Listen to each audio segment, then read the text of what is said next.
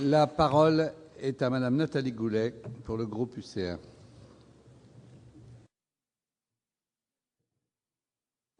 Monsieur le Président, Monsieur le Ministre, mes chers collègues, même motif, même punition que notre ami Jean-Vincent Placet, parler en 10e position, ce n'est pas très facile. Quoi qu'il en soit, le Président de la République a fait en quelque sorte le serment d'Erevan. Alors le Parlement doit de nouveau légiférer sur la pénalisation du négationnisme du génocide arménien, et à quelques mois des élections présidentielles, la nouvelle majorité du Sénat ne veut pas laisser passer cette occasion de s'exprimer. Nos compatriotes arméniens qui ont eu une partie de leur famille massacrée en 1915 sur le front russo-ottoman avant l'effondrement des deux empires ont droit à notre compassion. Le texte reconnaissant le génocide des Arméniens voté en 2001 marquait solennellement cette position. Le devoir de mémoire fait partie de l'honneur d'une nation. À ce titre, deux catégories d'ayants droit sont absolument prioritaires. Ceux qui sont morts pour notre survie et nos libertés, et ceux qui ont été tués parce qu'ils luttaient contre nous pour leur survie et leur liberté. Massacres commis sous couvert de nos politiques coloniales, esclavagistes ou collaborationnistes. Ces deux catégories de victimes nous interpellent au-delà de la mort et du temps qui passe. Hors ces deux cercles qui étreignent notre mémoire, il y a tous les massacres et génocides auxquels nous n'étions pas partie prenante. Ils sont nombreux. La requête des Ukrainiens, sans cesse rejetée, de reconnaissance de l'Holodomor, 5 millions de morts, le génocide du Rwanda, du Cambodge et d'autres victimes de la barbarie viendront demain devant notre Parlement et nos tribunaux chercher ce que l'histoire ne leur a pas ou pas encore donné. Alors pourquoi ne pas laisser l'histoire s'écrire par les historiens? Une commission internationale, Monsieur le Président, vous en avez parlé. Cette proposition a été faite en 2005 par le gouvernement turc, une commission qui aurait accès à tous les documents, y compris les archives arméniennes. Le gouvernement turc a dit qu'il accepterait par avance les conclusions, quelles qu'elles puissent être. Le gouvernement arménien de l'époque avait refusé.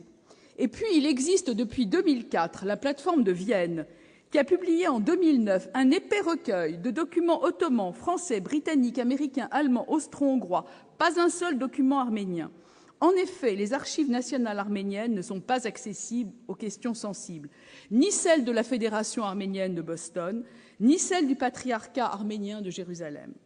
Dans ce contexte, je tiens à saluer la position de notre commission des lois et de son président.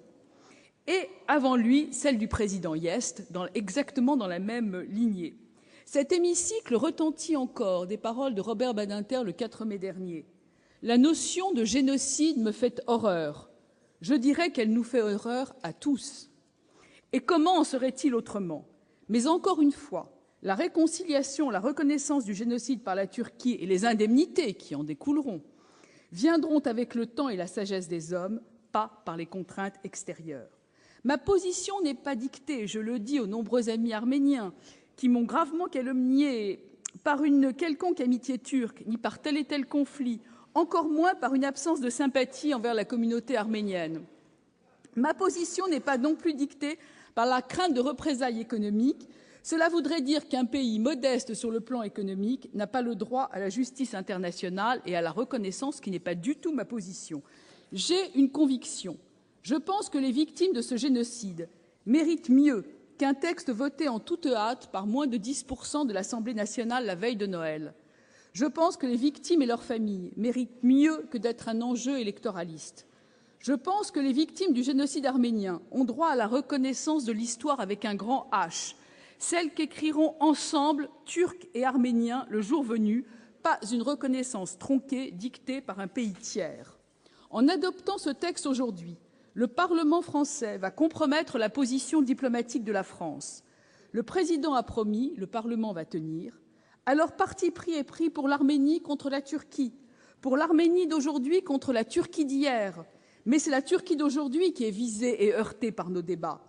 Pour l'Arménie, allié inconditionnel des Russes et des Iraniens dans le Caucase, ce qui ne me dérange pas tellement parce que chacun sait que je milite pour le débat avec l'Iran, contre la Turquie, membre éminent de l'OTAN, joker diplomatique au Proche-Orient et dans le Golfe Persique, pour l'Arménie qui occupe des territoires azerbaïdjanais, a contraint 1 million d'Azerbaïdjanais à l'exil, qui s'est rendu coupable de massacres comme à Khojaly, ville du Haut-Karabakh, contre l'Azerbaïdjan, allié résolu de l'Europe, perdant ainsi toute crédibilité au sein du groupe de Minsk qui doit régler les problèmes de la guerre d'aujourd'hui entre l'Arménie et l'Azerbaïdjan.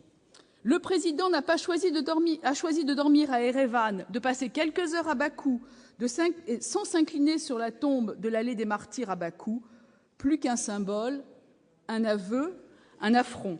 Alors se pose la question, le président aurait-il fait de même et le même serment d'Erevan si la Turquie n'avait pas été un pays musulman? Je ne veux pas répondre à cette question, mais elle me taraude et je vous la soumets. D'ailleurs, je note que le site Nouvelles d'Arménie parle d'une manifestation étrangère sur le territoire national quand nos compatriotes français d'origine turque manifestent à Paris.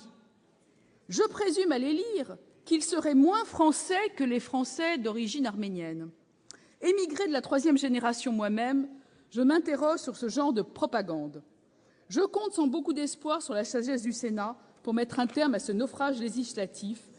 Et à tous mes collègues tentés de ne pas prendre part au vote, je leur demande de voter l'exception d'irrecevabilité. Et puisque nous sommes entre nous, Monsieur le ministre, je vais vous faire une suggestion.